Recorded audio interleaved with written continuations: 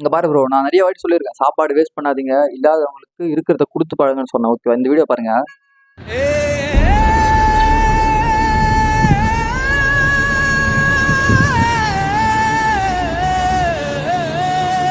ஐயா இவ்வளவு பசியா? எப்ப சாப்பிட்டீங்க? எப்ப சாப்பிட்டீங்க? 2 நாள் ஆச்சா? சாப்பிடு சாமி, சாப்பிடு சாமி.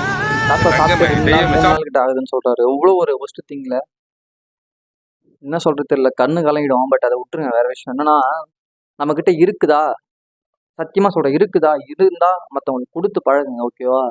நீங்க கடவுள்கிட்ட போயிட்டு உண்டியில காசு போடணும், நேர்த்தி கடன் செலுத்தணும், அதை வாங்கி போடணும், இதை வாங்கி போடணும்னு நீங்க போட்டு ஒன்றும் ஆக போறது கிடையாது. யாரோ ஒருத்தர் நல்லா இருக்க போறாங்க அது மூலியமா. அது கடவுள்கிட்ட கூட போய் சேர போறது கிடையாது. பட் இந்த மாதிரி இருக்கிறவங்களுக்கு சாப்பாடு வாங்கி கொடுத்து பாருங்க. அவங்க கண்ணு நீங்க கடவுளா தெரியும். ஆனா கேளுங்க, காசை தேவையில்லாத இதுக்கு வேஸ்ட் பண்ணாதீங்க. இல்லாதவங்களுக்கு கொடுத்து பழகுங்க. சாப்பாடு